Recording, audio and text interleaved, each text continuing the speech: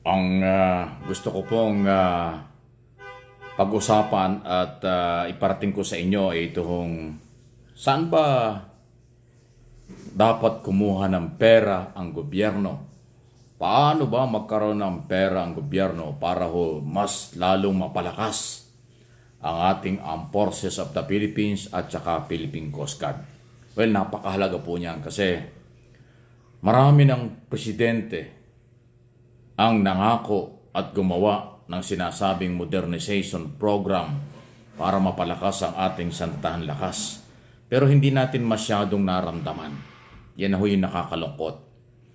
At ngayon, umabot na tayo sa matindi nating pangailangan ng pwersa ng militar para maipagtanggol ang teritoryo ng Pilipinas katulad ng West Philippine Sea nandun sa exclusive economic zone ng bansa.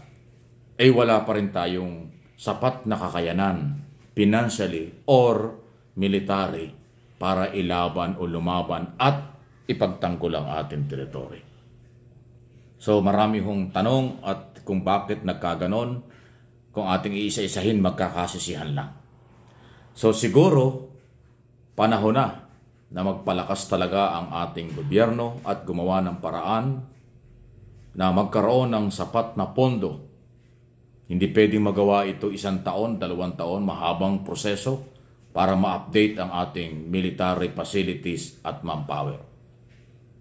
Kasi malaki ang Pilipinas, hindi ho tayo maliit kasi meron tayong 7,500 island more or less. Meron tayong 112 o 110 milyon Pilipino. At napakalawak dahil Luzon, Visayas, Mindanao ang dapat bantayan ng militar at ng ating Coast Guard. Pero kulang sila sa facilities at manpower. So hindi sapat yung confidential fund, hindi sapat yung kasalukuyang pondo. Saan kukuha? So mangungutang tayo or magdi-develop or magbebenta ng property para makabili. Palagay ko isa para dahan-dahan. Talagang isakripisyo yung ibang ahensya, agency ng pamahalaan sa kanilang mga gastusin. Ito pasintabi na sa mga politiko katulad sa mga congressman at senador. Alam nyo, yung mga yan, malalaki rin ang pondong nakalaan sa kanila, doon sa kanilang mga project. Kung magsasakripisyo sila na bawasan yung mga allocation or pondong nakalaan sa kanilang opisina at pagsama-samahin, makakatulong. Kasi yung confidential fund, wala pa raw 10 billion O wala pang, yung kalahatan yata ganon. Pero pag pinagsama-sama mo yung ibang agency na hindi naman kailangan, mga wala pa raw 5 billion.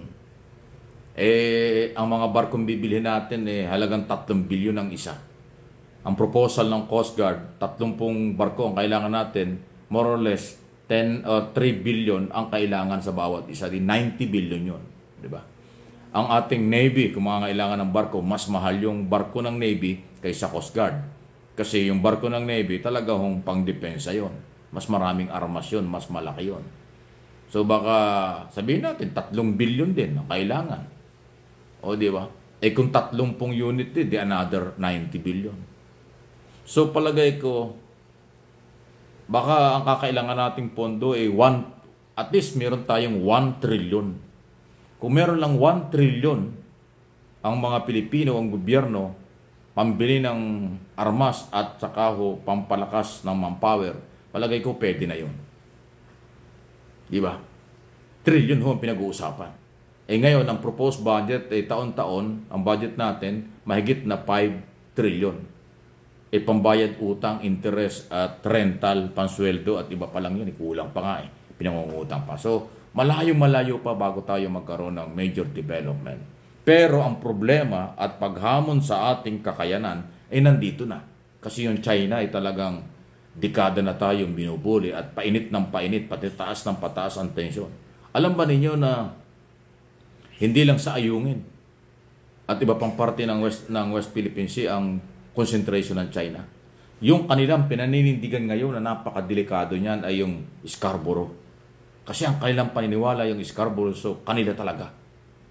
Yan daw ay nakapangalan na sa kanila. Ayan pong Scarborough, yan po yung Masinloc.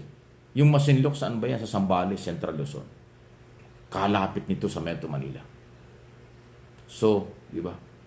Doon nga nagtalagay ng controversial na floating barrier na tinanggal lang Philippine Coast Guard, di ba? Yun.